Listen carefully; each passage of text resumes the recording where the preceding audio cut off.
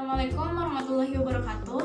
Perkenalkan, nama saya Taniana Herawati dari kelas T4303. Nah, di sini saya akan menjelaskan mengenai pengertian GDP, yaitu Gross Domestic Product, dan mengenai makroekonomi. Selanjutnya, saya akan menjelaskan mengenai GDP. GDP atau Produk Domestik Bruto adalah indikator fundamental utama yang digunakan untuk mengukur pertumbuhan ekonomi suatu negara. Angka GDP menyatakan nilai total barang dan jasa yang dihasilkan suatu negara dalam periode waktu tertentu.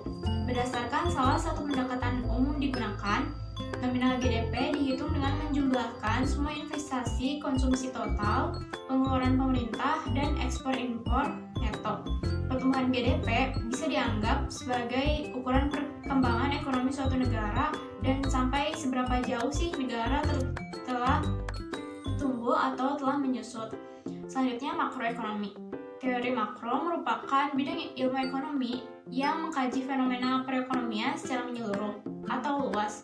Secara menyeluruh di sini yaitu menganalisis tentang perubahan-perubahan ekonomi yang dapat mempengaruhi pasar, perusahaan, dan masyarakat, dan digunakan untuk menganalisis target-target kebijaksanaan seperti pertumbuhan ekonomi, tenaga kerja, inflasi, dan deflasi.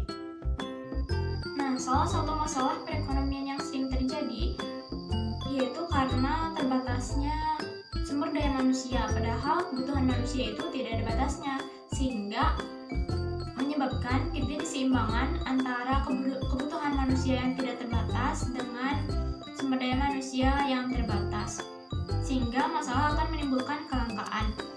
Dengan adanya ekonomi makro, masalah-masalah ekonomi ini dapat dihadapi dengan memperhatikan beberapa hal, yaitu yang pertama, menstabilkan pertumbuhan ekonomi. Nah, secara sederhananya, pertumbuhan ekonomi merupakan peningkatan dalam memproduksi suatu barang dan jasa dibandingkan dari periode satu ke periode lainnya.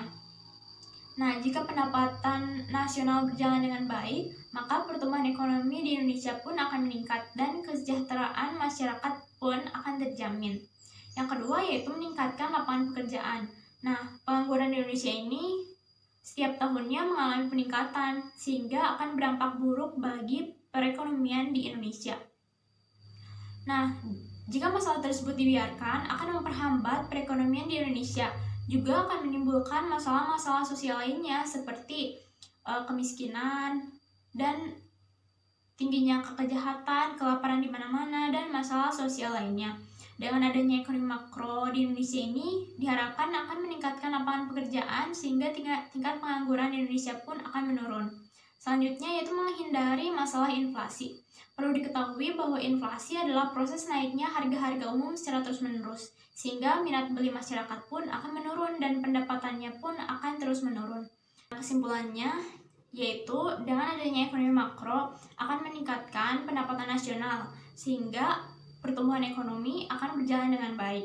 Yang kedua yaitu akan menurunnya tingkat pengangguran dikarenakan akan banyaknya lapangan pekerjaan yang tercipta. Yang ketiga yaitu masyarakat akan lebih selektif dalam membeli barang dan mengurangi sifat konsumtif. Yang keempat yaitu dengan adanya ekonomi makro di Indonesia diharapkan akan mengurangi permasalahan-permasalahan ekonomi sehingga dapat mensejahterakan masyarakat. Mungkin cukup sekian yang dapat saya sampaikan. Mohon maaf apabila ada kesalahan kata. Wassalamualaikum warahmatullahi wabarakatuh.